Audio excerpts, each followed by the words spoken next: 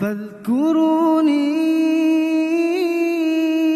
أذكركم واشكروا لي ولا تكفرون يا أيها الذين آمنوا استعينوا بالصبر والصلاة إن الله مع الصابرين.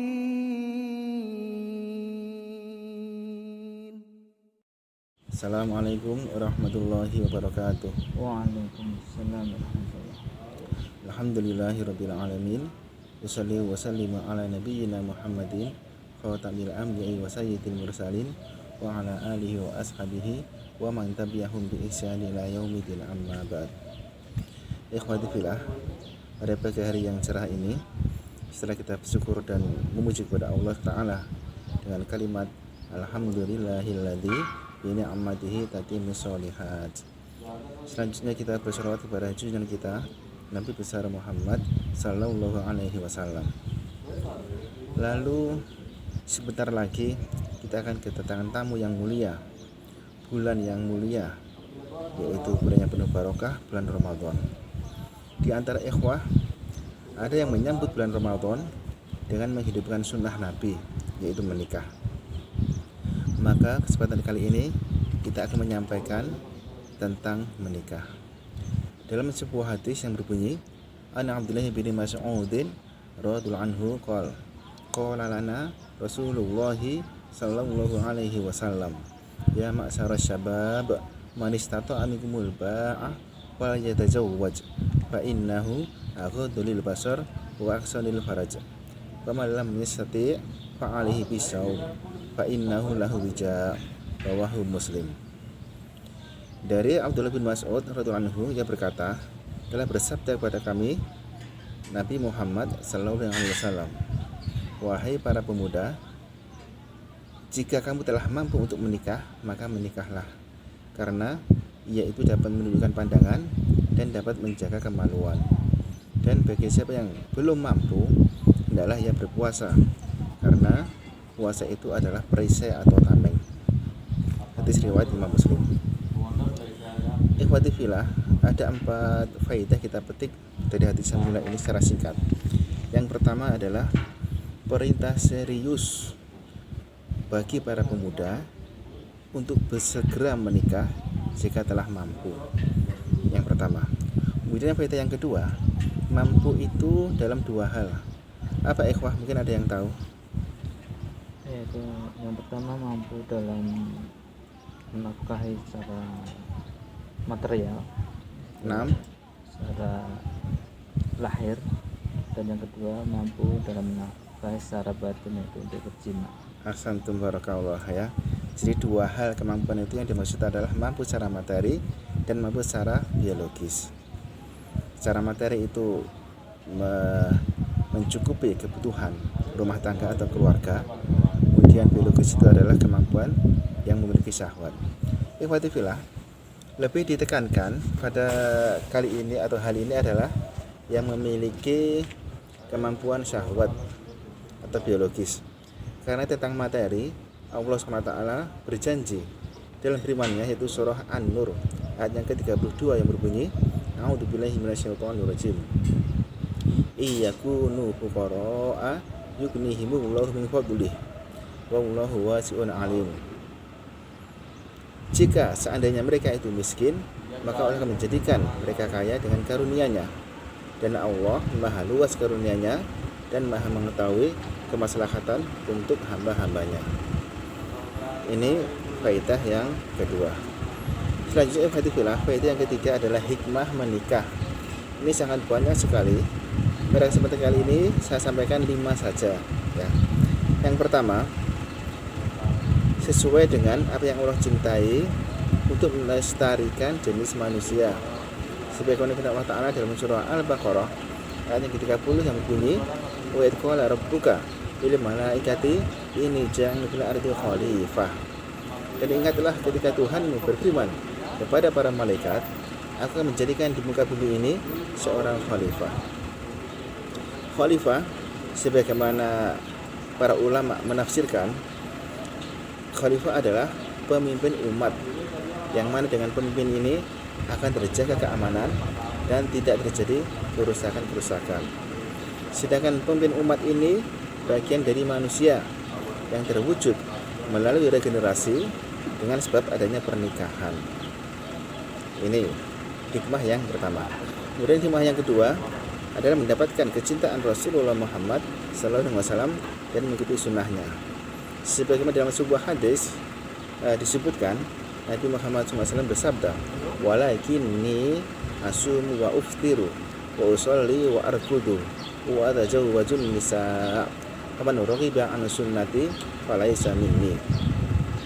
Yang artinya Nabi Muhammad SAW bersabda, akan tetapi sesungguhnya aku itu berpuasa dan berbuka, aku bangun sholat malam dan juga tidur, dan aku menikahi wanita. Maka barang siapa yang benci terhadap sunnahku, maka bukan termasuk golonganku. Ini hikmah menikah yang kedua.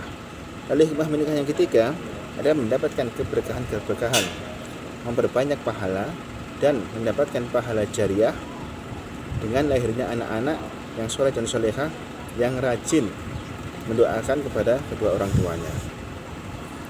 Selanjutnya ikhwati fillah, hikmah menikah yang keempat, nikah itu diantara sebab mendapatkan kekayaan. Ya, sebagaimana dalam firman yang telah dibacakan di atas, iyakunu fuqara'a yughnihimullahu min fadlih. Jika mereka itu kondisinya miskin, maka Allah akan menjadikannya kaya dengan karunia-Nya. Di dalam tafsir Al-Baqai disebutkan, sahabat yang mulia Abu Bakar As-Siddiq radhiyallahu anhu berkata, taatilah Allah dalam apa yang diperintahkan untuk menikah. Allah akan mencukupi untukmu serta menjanjikan untukmu kekayaan. Subhanallah walhamdulillah. Lalu hikmah menikah yang terakhir, yang kelima adalah menyempurnakan separuh agama. Sebagaimana sabda Nabi Muhammad SAW berbunyi, idza tazawwajal 'abdu faqad istakmala nisfad din wal yattaqillaha fi nisfil baqi. Nabi Muhammad SAW bersabda, apabila seorang hamba telah menikah, maka dia telah menyempurnakan separuh agamanya, maka hendaklah yang menyempurnakan separuh agamanya yang tersisa.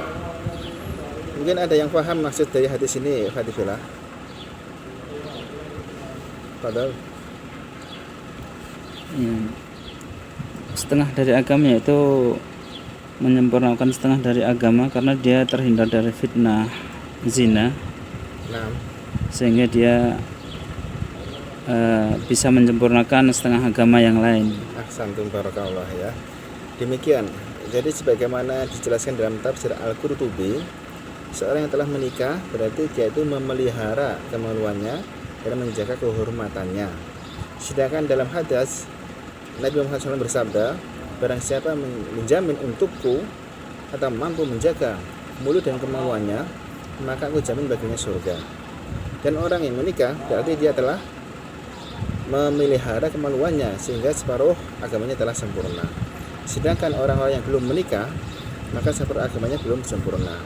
Maka hendaklah wahai para pemuda, wahai orang yang belum menikah, segeralah menikah, karena dengan demikian engkau akan menyempurnakan separuh agama dan menyempurnakan separuh apanya yang tersisa lagi.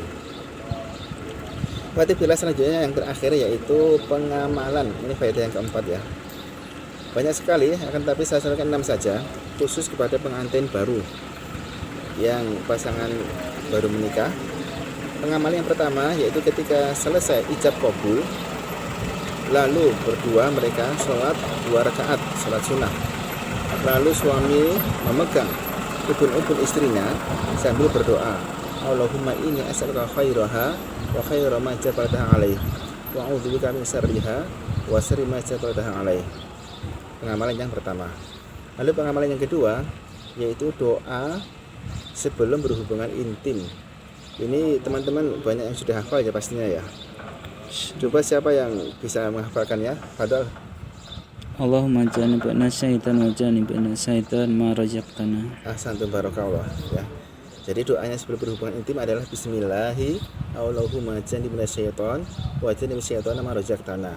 Dengan nama Allah, ya Allah, jauhkanlah setan dari kami dan jauhkanlah setan dari apa-apa yang kau berikan kepada kami. Lalu pengamalan yang ketiga yaitu wajib menegakkan keadilan. Ini ada dua hal. Yang pertama adalah menunaikan hak-hak dan kewajiban suami istri. Kemudian yang kedua, tidak hanya menuntut hak saja, akan tetapi lalai dari kewajiban. Misalkan seorang suami itu minta dituruti apa yang ia perintahkan, minta ditaati, akan tetapi suami itu lalai terhadap kewajiban yang ia miliki, maka ini adalah zalim dan tidak berbuat adil. Selanjutnya, ikhwati fillah, pengamalan yang keempat yaitu larangan membenci kekurangan istri atau pasangan. Sebagaimana sabda Nabi Muhammad SAW berbunyi, la yafraqu mu'minun mu'minatan in kariha minha khuluqan radiya minha akhar. Janganlah seorang mukmin itu membenci kepada mukminah atau istrinya. Jika dia itu benci terhadap satu akhlaknya, maka pasti ada akhlaknya yang lain yang ia ridhoi. Lalu pengamalan yang kelima yaitu larangan berlomba-lomba dalam kemarahan. Karena jika berlomba-lomba ini akan terjadi masalah yang besar. Maka ada dua hal yang kita lakukan. Yang pertama adalah mengalah, kemudian memaafkan dan meminta maaf. Lalu cara yang kedua adalah mengingat-ingat kebaikan pasangan kita, sehingga dengan demikian akan longgar hati, akan tenang hati, akan senang jiwa, sehingga tidak timbul amarah. Yang terakhir adalah pengamalan yang keenam adalah ikhlas dalam segala hal. Sebuah kata-kata penyair sebagai penutup kajian kali ini adalah, tidak ada kesempurnaan di dunia fana ini, yang ada hanyalah ikhlas menerima apa adanya. Diberikan ikhwati fillah, mudah-mudahan Allah Ta'ala menolong kita untuk bisa menegakkan apa yang Allah perintahkan dan juga menjauhi apa yang Allah larang, dan kita semuanya menjadi pasangan suami istri yang sakinah mawaddah warahmah di dunia dan di akhirat nantinya. Amin ya rabbal alamin. Barakallahu laka wa baraka alaika wa jama'a bainakum fi khair. Subhanakallahumma bihamdik asyhadu an la ilaha illa anta astaghfiruka wa atubu ilaik.